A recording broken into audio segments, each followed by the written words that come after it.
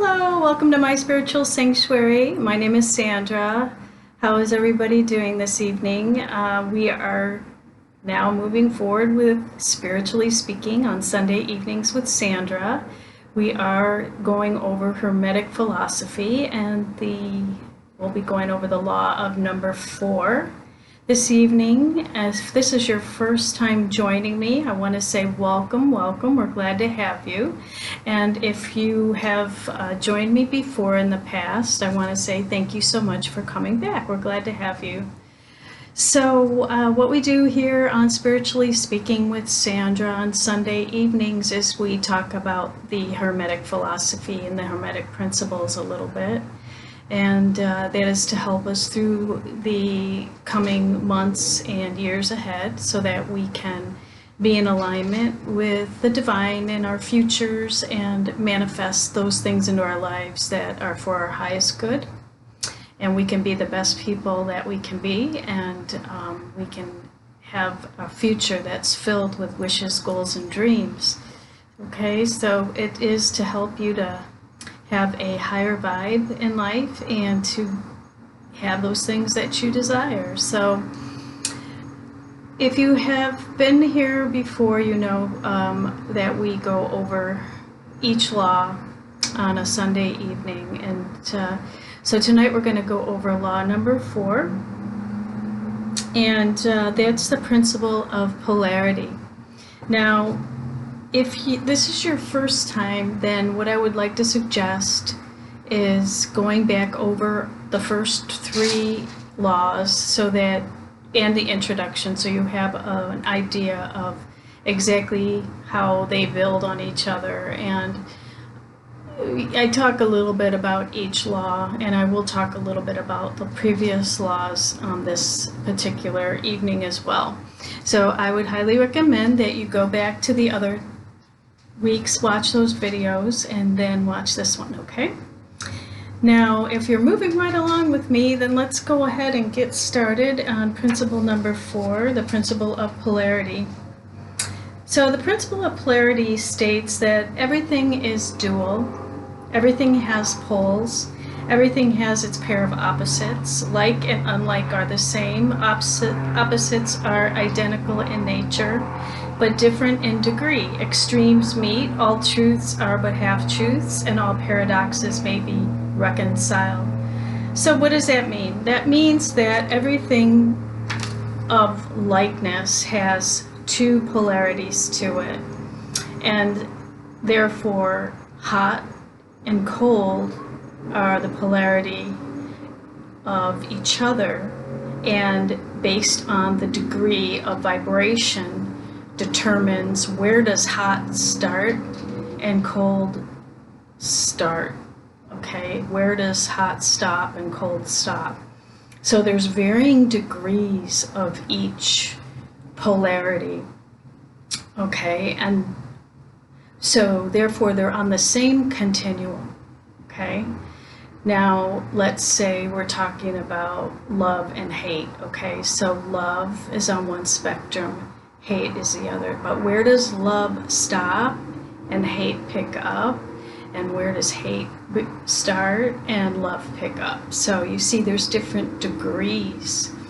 So, and we can say that for anything that is of likeness. So a thesis and an antithesis are identical in nature, but different in degree. Okay, and extremes, they meet. Everything meets. So hot is an extreme of cold, and cold is an extreme of hot. And it explains that in everything there's just 2 poles, there's 2 opposites, and really they are of the same thing, okay? So why is that important? Okay, so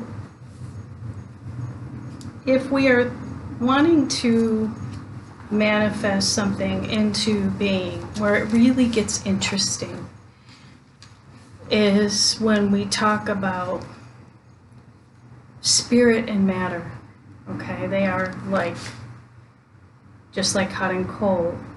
So spirit is at one end and matter is at the other. But where does spirit stop, and where does matter pick up?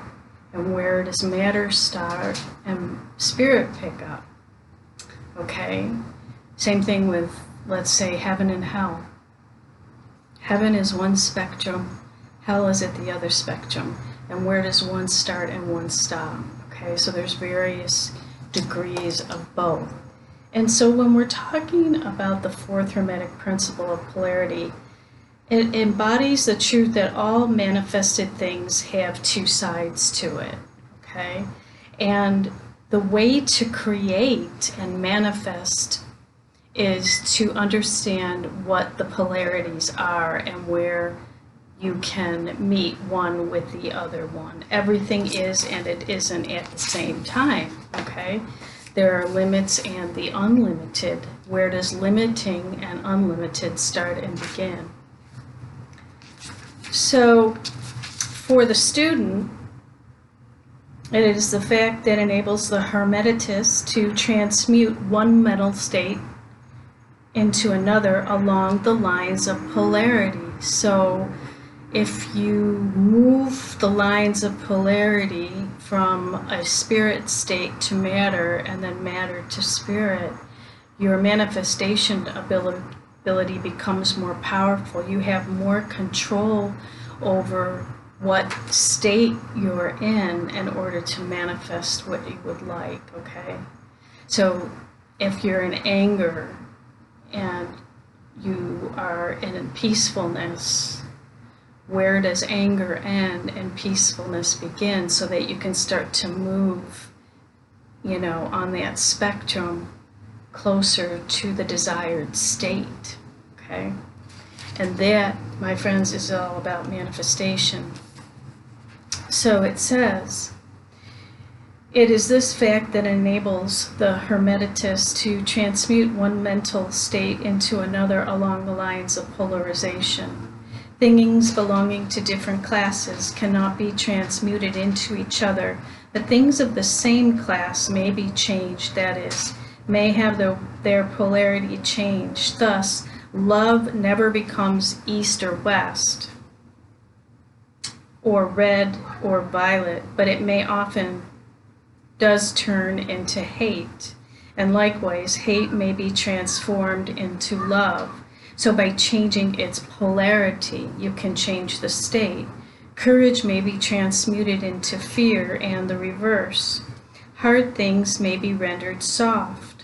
Dull things become sharp. Hot things become cold, and so on. The transmutation always being between things of the same kind of different degrees. Take the case of a fearful man. So by raising his mental vibrations along the line of fear or courage, he can be filled with the highest degree of courage and fearlessness just by changing the polarity. And likewise, the slothful man may change himself into active state, energetic state, simply by polarizing along the lines of the desired quality. So it doesn't have to be the extremes. It can be along a line of polarity. So when you're once maybe slothful or let's just say laziness, and you want to be in an energetic state to create, then just start moving along the lines of the polarity, getting to the other desired state. It doesn't have to be one or the other. It can be in a range of different degrees. So the student who is familiar with this process by which the various schools of mental science, etc., produce changes in the mental states of those following their teachings may not readily understand the principle underlying many of these changes. When, however, the principle of polarity is once grasped, and it is seen that the mental changes are occasioned by a change of polarity, a sliding along the same scale, the matter is more readily understood. The change is not in the nature of a transmutation of one thing into another thing entirely different, but is merely a change of degree in the same things, a vastly important difference, okay? So love could never be east, okay? Just like west could never be hate. But if we are working with the like versus like of east and west, where does we can have various degrees of west, east, and east-west, okay?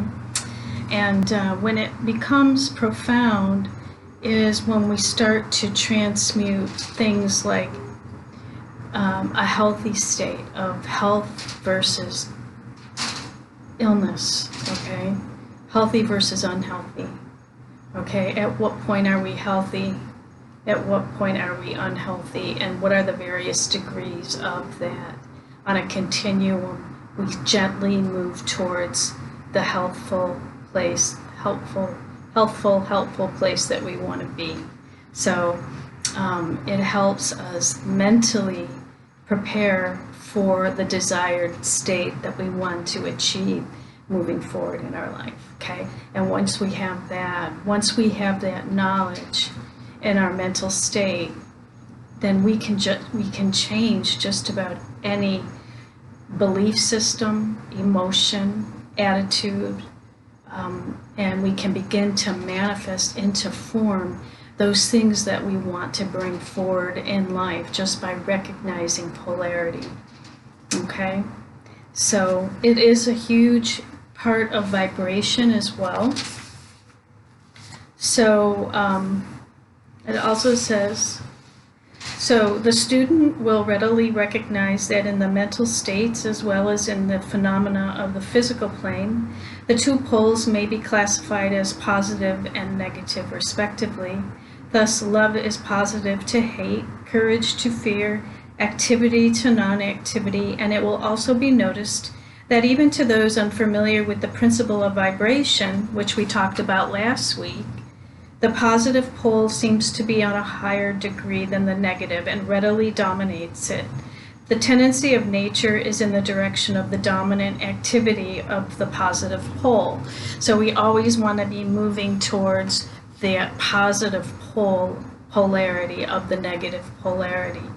And, last week, if you weren't with me last week, we talked about the law of vibration and how to look at it on a scale.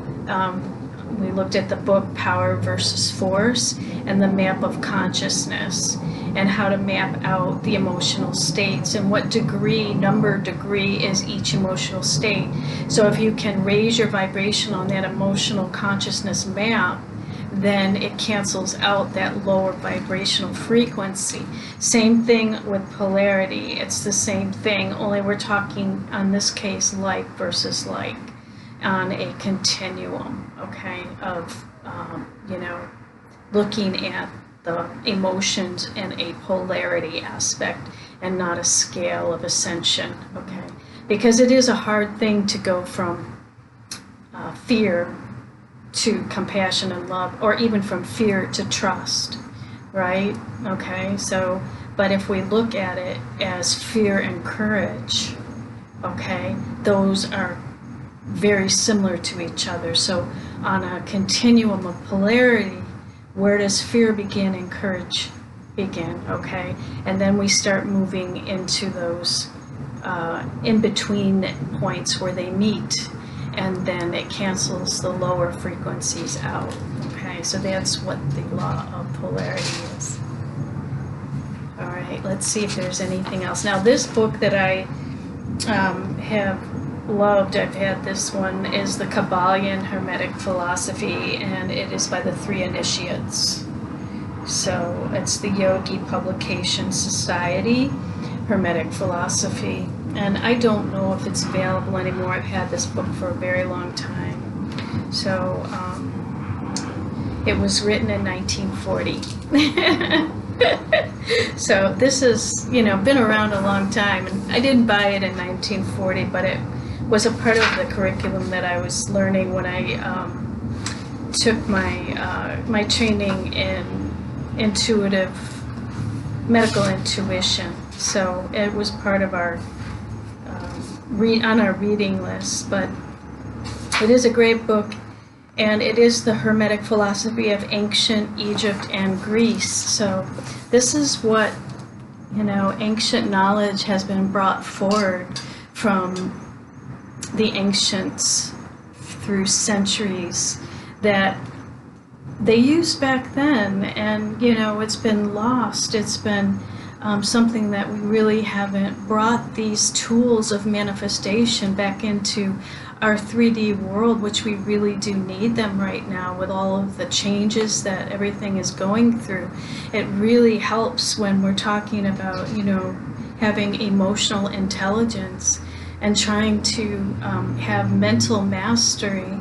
When we're even bringing in the divine source, we need to be in a mature emotional response with conscious mind and spirit to manifest things that are of importance and have integrity and come from courage, that are examples to those people that we're trying to teach, the young people, and even the older people who have never learned this type of way of thinking. And now is the time that we're moving into the age of Aquarius, where the veils from the other side of the fifth dimension are very thin, and we are now being asked to step up, to up level, to use these tools so that we can be in a higher vibration and our planet can increase